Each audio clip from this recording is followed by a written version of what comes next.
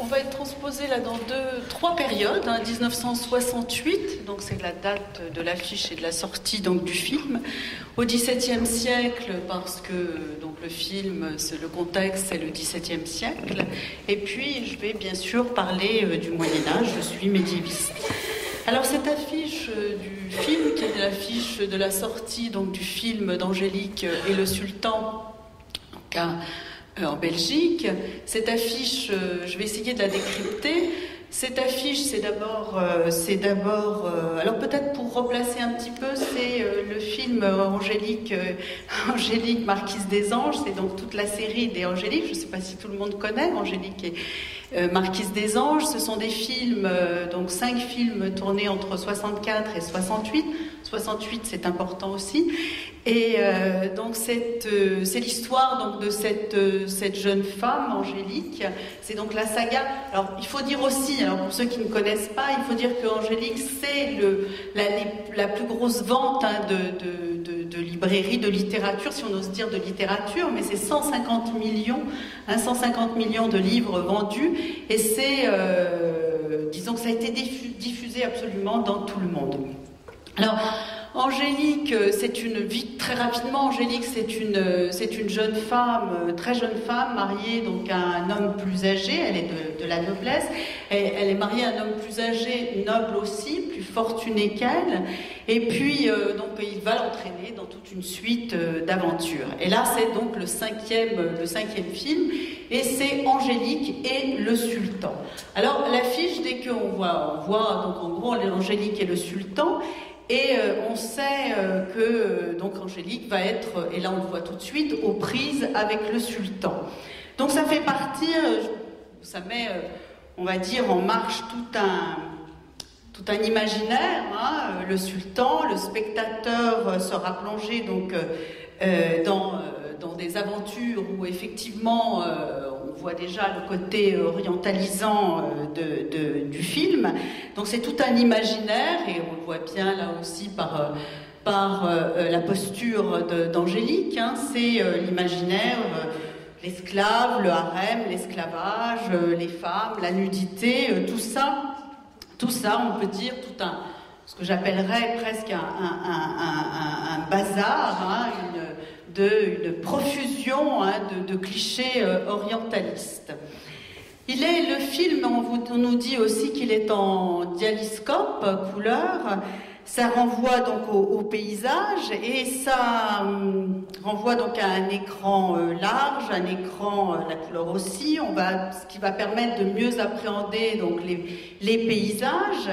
Et donc les paysages, ce seront le désert, le palais, hein, tout ça. Donc une situation géographique, des décors qui vont être, et après je reparlerai aussi des décors qui sont là sur l'affiche, des objets médiatiques, hein, manière donc, tout simplement d'attirer le spectateur.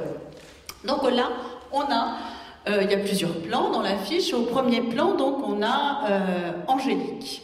Angélique, donc, qui est le visage, si on la regarde bien, elle a le visage souffrant, mais le regard plutôt vers le spectateur, et le regard, elle est plutôt digne, regardant le spectateur, et puis elle porte une robe bleue, et le bleu, c'est la couleur de la Vierge, hein, c'est le bleu marial, c'est aussi la couleur de la royauté, c'est la couleur de la nation, et elle nous apparaît un peu angélique, comme déjà le mot, il y a une surchristianisation, j'y reviendrai, mais elle nous apparaît un peu comme la Marianne, hein, elle est libre, elle est digne aussi, et surtout elle est là parce qu'elle ne sait pas, cette femme blanche ne s'est pas donnée au sultan.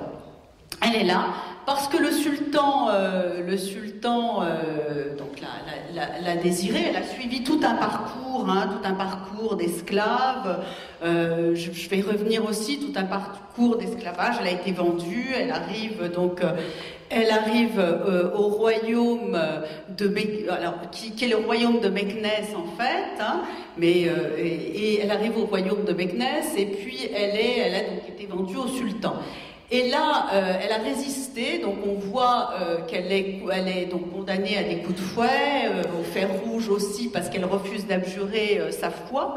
et elle a le dos donc le dos nu offert donc au fouet. D'ailleurs, le fouet, on voit le geste du personnage là, qui est en effet plus sombre. Hein, on voit, il y a le contraste entre la chevelure rousse d'Angélique, hein, cette chevelure rousse d'Angélique, voilà, qui est aussi le cheveu défait, hein, qui montre aussi qu'elle est libre, et puis le geste de cet homme et de cet homme qui la fouette. Alors, la bande son dans l'épisode, la bande-son du fouet revient sans arrêt. Hein. Ce sont les musulmans hein, qui fouettent, ils décapitent, ils fouettent. Hein. Ça revient donc sans arrêt. Et puis, on a la masse derrière, hein, la masse des gens. Alors, on dit le plus souvent dans le film, on dit plus souvent, on les appelle plus souvent des musulmans hein, que des arabes. Et on a cette masse. Alors, ce qui est intéressant aussi de voir, c'est qu'au deuxième plan, eh bien, là, on voit donc la plupart des scènes ont été tournées en Tunisie, donc à El Jem. Et là, on voit donc les ruines romaines, et où se trouve la masse au fond des païens, puisqu'ils sont désignés aussi comme des païens. Donc, on rejoue la scène du péplum. Hein. D'ailleurs, il y a une autre scène aussi où les musulmans seront là aussi pour assister donc à d'autres tortures. Et on a donc on pourrait assister, c'est l'image du péplum qui est reprise bien sûr ici. Donc un contraste tout le temps entre cette masse sombre des musulmans, cette femme lumineuse, flamboyante qui est la femme blanche, qui refuse d'ailleurs, parce que c'est repris plusieurs fois qui refuse d'abjurer sa foi chrétienne, hein, et qui affiche donc sa liberté. Alors, elle se refuse au sultan, bien sûr, parce qu'elle ne veut pas être souillée par le sultan. Alors, on a souvent dit qu'Angélique, c'était une femme extrêmement libre, hein, extrêmement... je regardais ce qui avait été dit à l'époque en 68, on disait Angélique, c'est une femme qui couche. Et mais elle ne couche pas avec le sultan. Hein. Elle couche, mais pas avec le sultan. Donc voilà, il y a tout un imaginaire donc, qui est bien repris ici, hein, je dirais un imaginaire. Mais ce qui est intéressant aussi, c'est que l'affiche, elle déploie bien sûr tout cet imaginaire autour des païens musulmans, autour du sultan. Là, on ne voit pas. D'ailleurs, on voit. Il y a une chose qu'on ne voit pas justement, hein, parce que là, on voit pas très bien sur l'affiche, mais sur l'affiche. On voit les noms donc, des deux acteurs, on voit aussi le nom, mais on ne voit pas le nom de l'acteur tunisien. L'acteur tunisien n'est pas inscrit sur l'affiche, alors qu'il est que le sultan, hein, c'est un Tunisien qui tient le rôle. Généralement, là, on voit Jean-Claude Pascal qui va jouer un eunuque. Hein, alors, l'eunuque présent aussi, là, on est encore dans l'orientalisme qui est on est totalement à côté de la plaque, mais il est joué par lui, alors grimé, c'est assez étonnant. Alors, je dirais que, et j'irai un peu plus vite là-dessus, mais ce qui est, bien sûr, hein, on retrouve absolument dans Angélique tous les stéréotypes du musulman. Simplement, je voudrais dire que, voilà, ce qui est quand même étonnant, les musulmans qui sont cruels, fornicateurs, si on reprend, parce que j'ai travaillé beaucoup sur l'image de l'autre, si on reprend, et sur un texte qui est un texte du XIe siècle, qui est un texte de Sigebert de Jean Clou, qui inscrit dans sa chronique, il a un petit même un long passage, puisqu'il va de 634, donc le moment des invasions, et puis jusqu'en 820, où il reprend l'histoire du monde arabe. Et il dit, à ce moment-là, il parle de Mahomet, et il dit, voilà, c'est un homme qui a eu beaucoup de femmes. Et après, il dit, bah oui, mais puis en plus, il promet donc aux musulmans qu'ils auront plein de femmes. Non seulement ils ont eu des femmes sur terre, mais en plus, ils en auront et d'autres au paradis. Et ça revient, ils n'ont qu'une morale sexuelle. Si on prend le texte également de Jacques de Vitry, qui alors lui qui est contemporain des croisades.